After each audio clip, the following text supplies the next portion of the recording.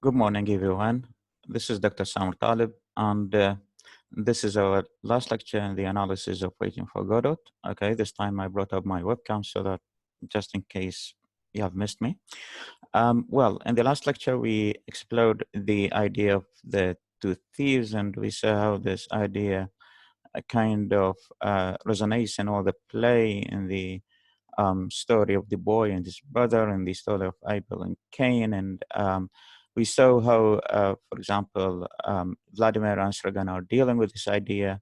And we saw how Pozo also was treating this idea, how he was, for example, trying to sell Lucky so that the 50-50% chance of salvation would go only to Pozo, not to Lucky.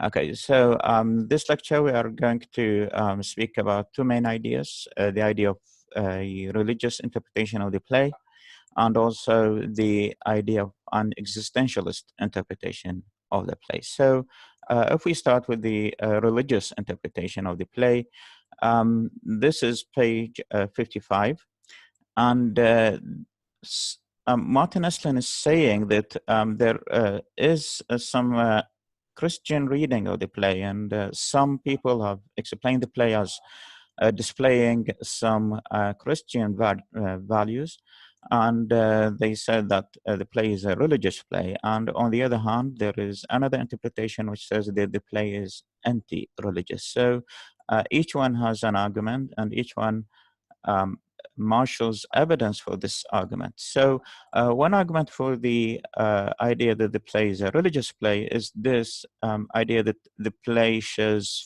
faith and hope, steadfast faith and hope, and always it is religions which kind of foster this idea of faith and hope, and there is salvation by the end, and there is a savior, and so on. So the similarity between the idea of hope in the play, the idea of faith that somebody is coming, that it's going to be better, that by the end things will be better than they are now, resonates with what religions have of the idea of salvation, of the idea of the savior, and so on. So this is evidence that people say indicates that the play is a Christian play. And also there is another evidence, which is there are many events in the play which indicate and can be seen as symbols of Christian charity, as you can see here. So the kind of cooperation between Vladimir and Sragan, the kind of caring that, for example, Sragan shows to Vladimir, it's all a kind of a Christian charity. So many people have read the play as being a Christian play. This is, in fact, a weak argument. And if we go deeply into the play, we see that the play really is not very religious.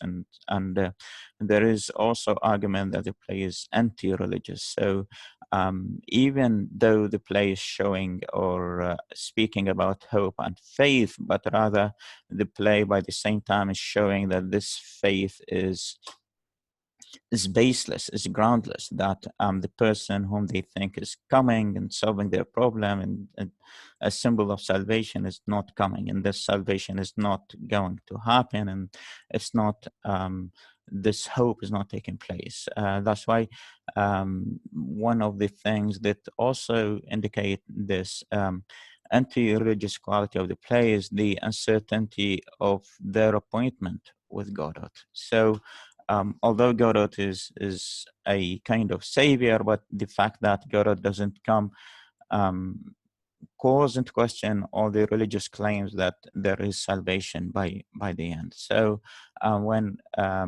that's why he says the uncertainty of appointment with Godot, Godot's unreliability and irrationality, and the repeated demonstration of the futility of hopes pinned on him. That's why you see these very important here words, kind of unreliability. He is not reliable.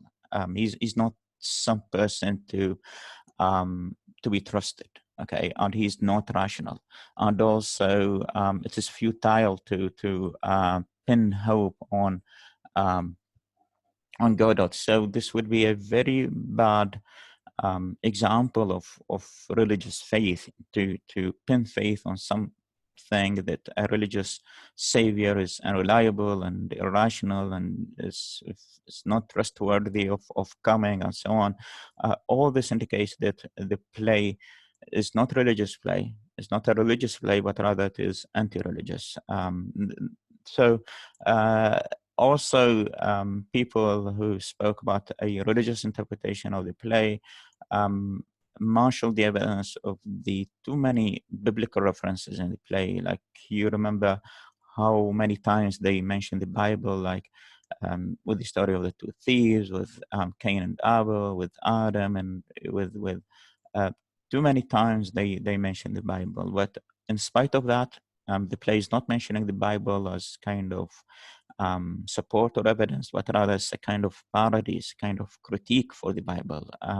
So these are, of course, two interpretations, and you are free to choose whichever you want in the exam if you are asked about that, provided that you provide evidence to whatever opinion you are adopting.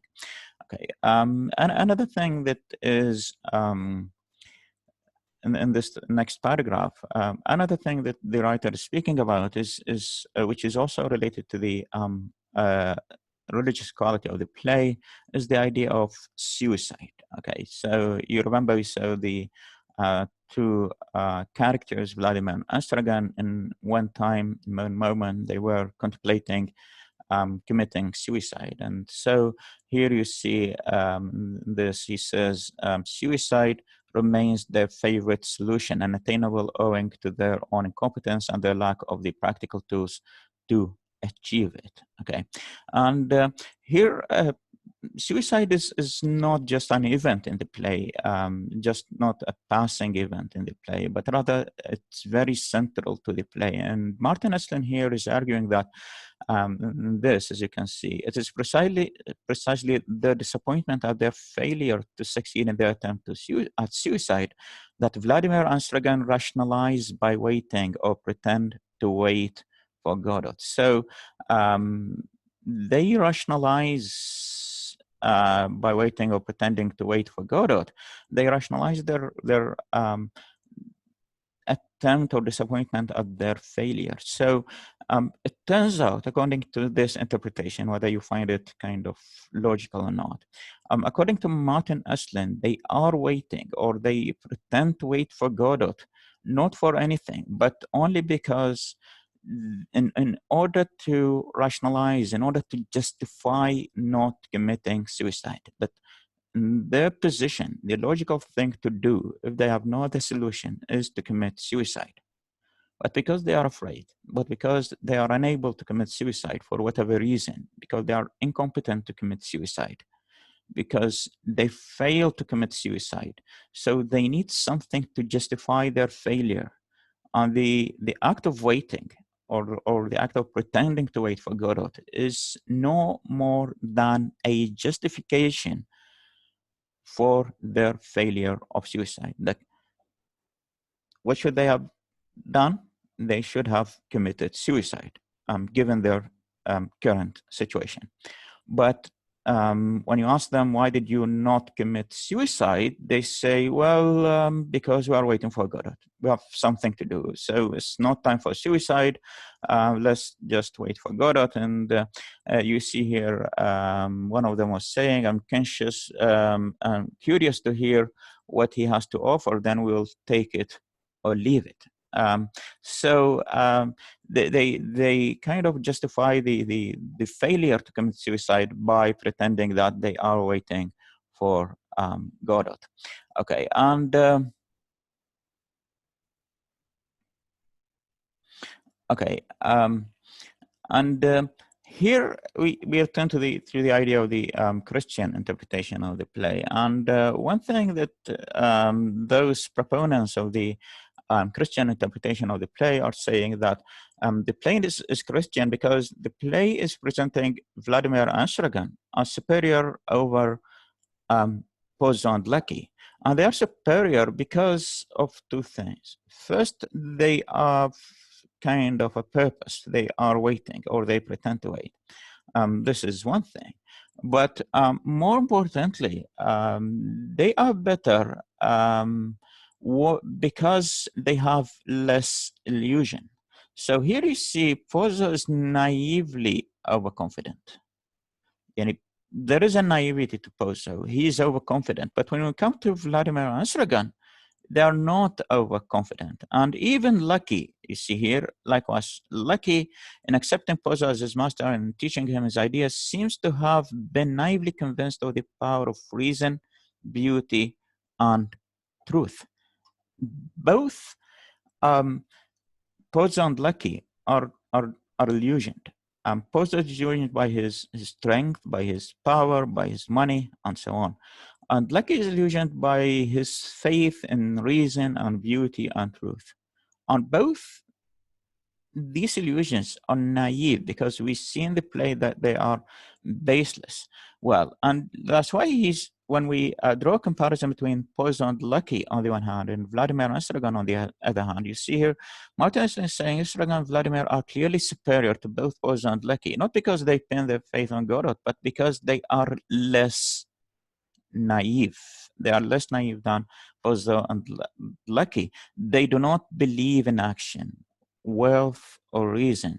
Okay, so they are aware that all we do in this life is nothing when seen against the senseless action uh, of time, which is in itself an illusion. They are aware that suicide would be the best solution. They are thus superior to Pozo and Lucky because they are less self-centered and have fewer illusions. So this is a comparison between Pozo and Lucky on the one hand and Vladimir and Stragon on the other hand. And according to this interpretation, it is saying that um, Vladimir and Astragan are better because they have less illusions. They are not confident. They know that their life is meaningless. They know that this is meaningless. Okay, and they are aware of their situation, kind of. There is still an illusion for Vladimir Astragan, as we are going to see, but it's not just like the case with Pozo and Lucky. Pozo and Lucky are naively overconfident. Pozo, as we saw, is overconfident with his power, his strength, his wealth, and his authority. Well, Lucky is overconfident with reason, with rationalization, with wealth, and beauty and truth. And we saw both of these things are groundless. Both of these things are baseless. So Vladimir and Sragan are better because they have fewer illusions. Okay, well, and they have fewer illusions means they still have illusions, and they have mainly one illusion left to them, and that illusion is Godot. Okay, that's why here he is quoting a critic of Metman, a Jungian critic, a critic who kind of analyzed the play according to the psychology of Carl Gustav Jung, who is a student of Sigmund Freud. It is saying Godot's function seems to be to keep his dependents unconscious. Okay, and why unconscious? Unconscious from facing their human condition. Okay, so that Godot might come after all. Okay, the habit of hoping that Godot might come after all. The last illusion that keeps Vladimir and Sragan from facing the human condition and themselves in the harsh light of fully conscious awareness. So now this leads us from the religious interpretation of the play to the existentialist interpretation of the play. According to this interpretation, Vladimir and Astragan are waiting for Godot. And in fact, they are not waiting for Godot, but rather they pretend to wait, and they use this as justification and as an illusion. And the function of this illusion, the function of this illusion is to keep them from facing their reality, from facing their real human condition. Okay, and so as you can see, there is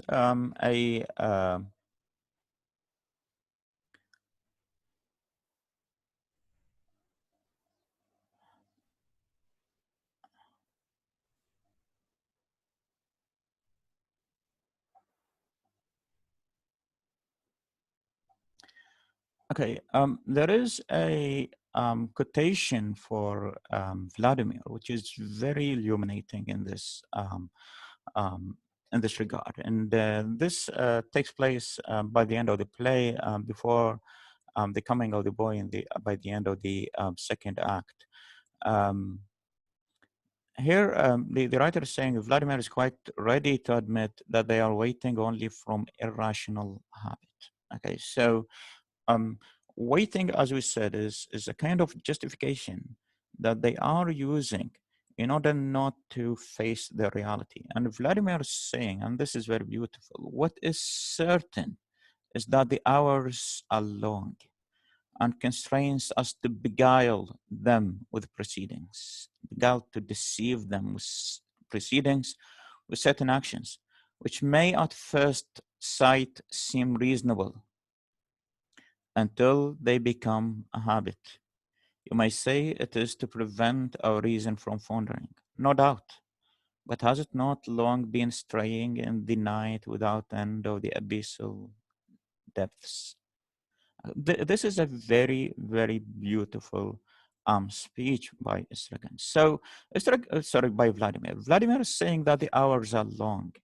And in order to pass our time, in order not to think, in order not to face our real condition, and constrain us to beguile them with proceedings. So we do certain actions in order to deceive ourselves. To beguile is to deceive with certain actions.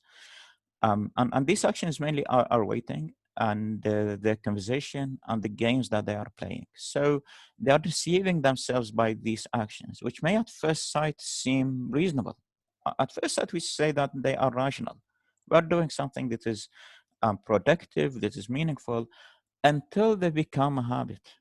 So, and when they become a habit, we know that they are unreasonable. So we are doing them not out of reason, not out of rationality, but rather only out of habit, because they are things that we are used to do in order to what? In order just to pass the time. And why to pass the time? Why to do that? Why to prevent us? Why to do these habits?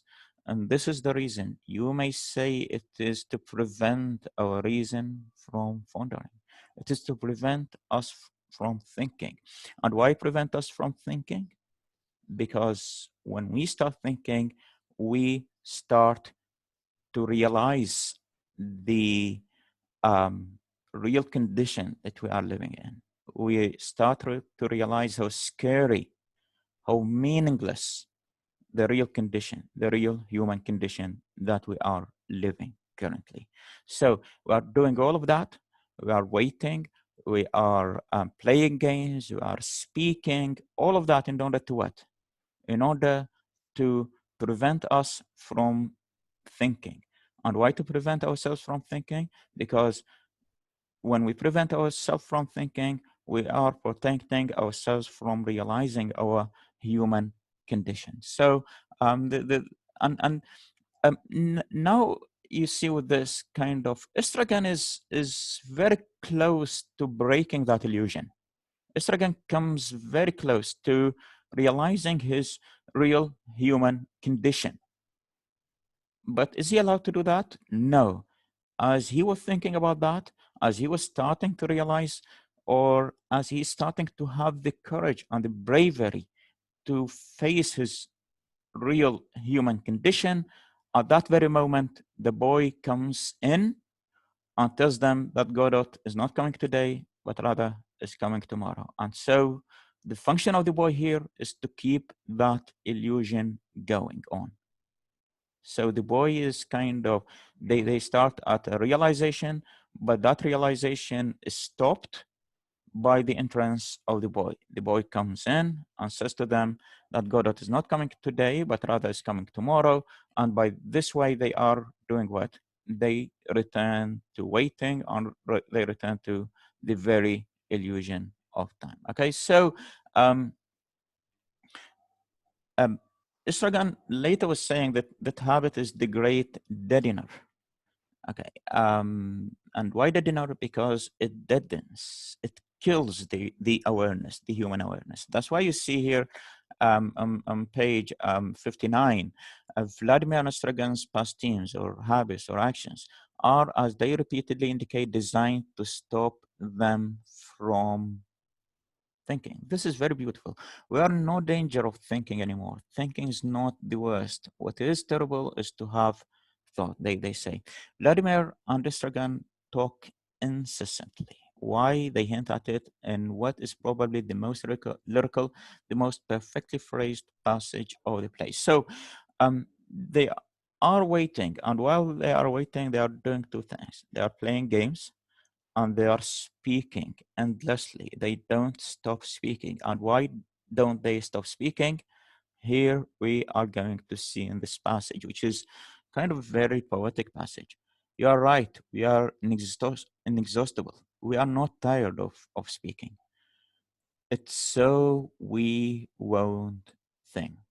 This is the main line of the play. This is kind of the most illustrative, the most illuminating line in the play. It's so we won't think. We are speaking so that we do not think. We have that excuse. So as you see, we said this is a justification. This is just an excuse. So we won't hear. And let's come to hearing. And hearing is the dead voices, because as you might have known in the second act, they start hearing some voices, some dead voices, and they try whatever they can to stop these dead voices. And why do they want to stop these dead voices? Because these dead voices kind of refer them or tell them of their real condition. So they keep speaking in order not to hear these dead voices. Okay, so so we won't hear. We have our reasons. We have our justification. All the dead voices, they make a noise like the wings, like leaves, like sand, like leaves. And there is silence. And you see, they continue. They cannot bear any silence. They all speak together, each one to itself. Yeah, the voices. Rather, they whisper, they rustle, they murmur, they rustle, and also silence. But they have to break this silence. They have to keep on speaking. What do they say? They talk about their lives, about their condition. To have lived is not enough for them. They have to talk about it. To be dead is not enough for them. It's not sufficient.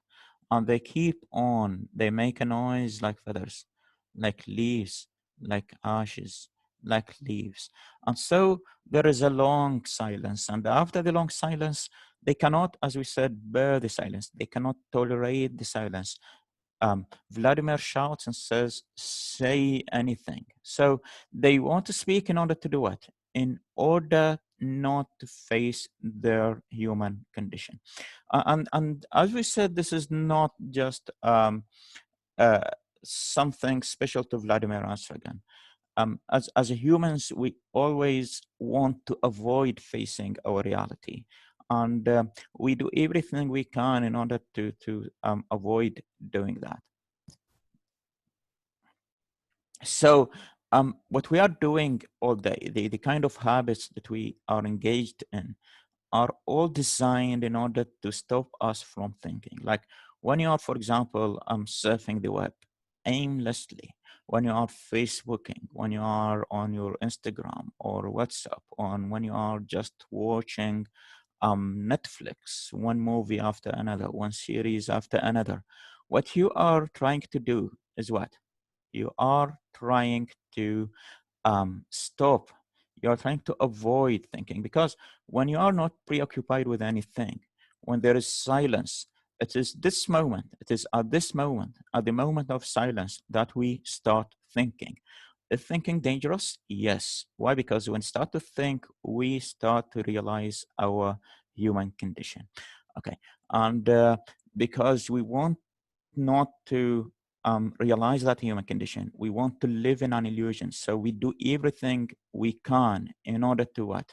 In order to avoid that silence, in order to avoid that thinking. Like you remember we said that silence is something scary.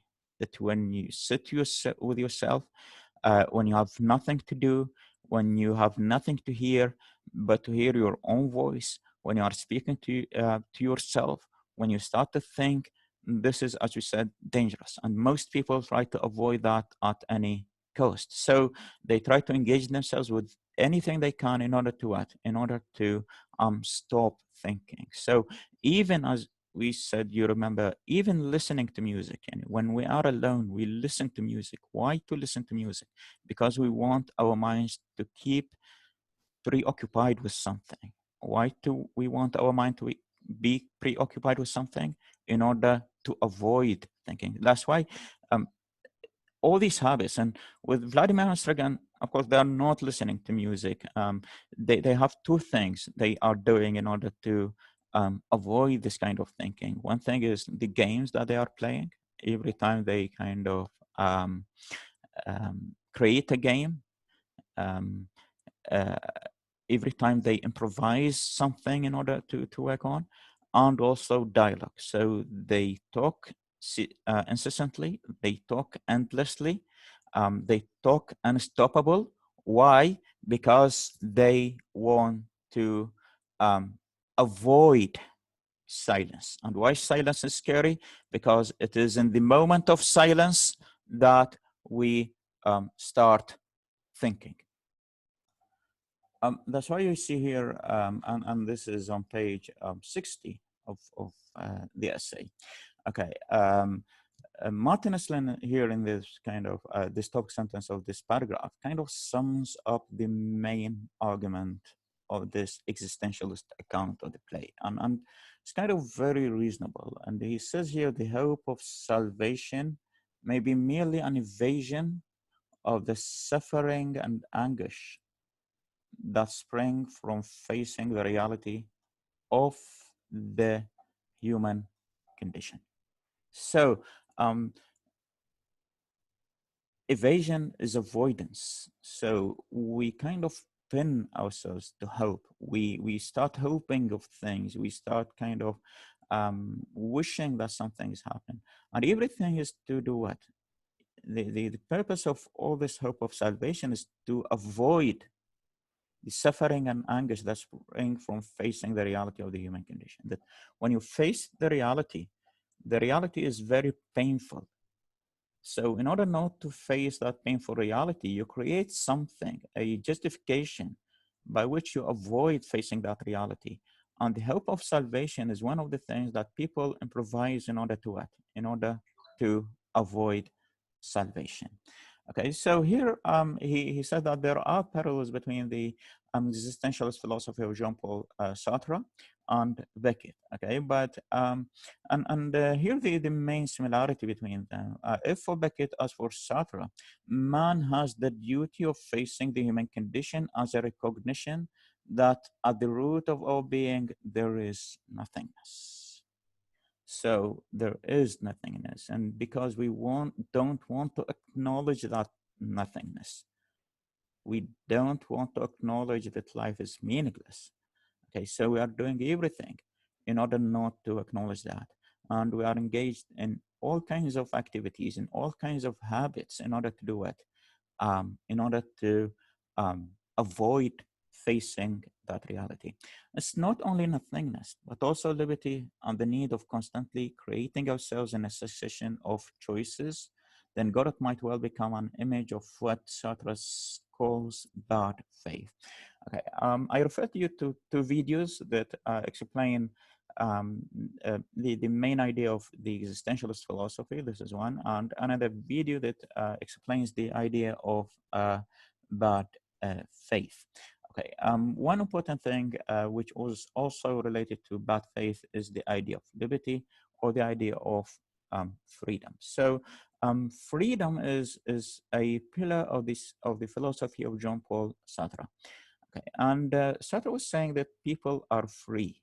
Okay, we are free to make our decisions. We are not predestined to be in some way or the other.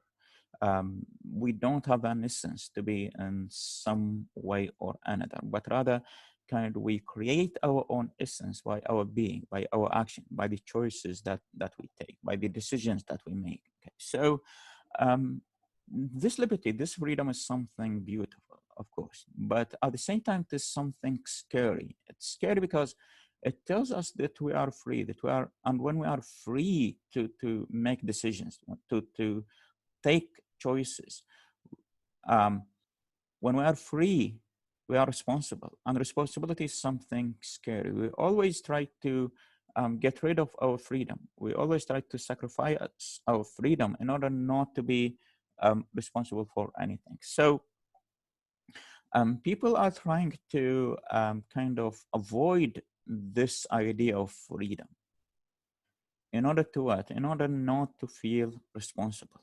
Okay, and he calls this process of avoiding this sense of freedom, or this process of telling ourselves that we are not free, that we are what we are because of circumstances, or because God created us this way, or because of our parents, because of our society, and because of anything else.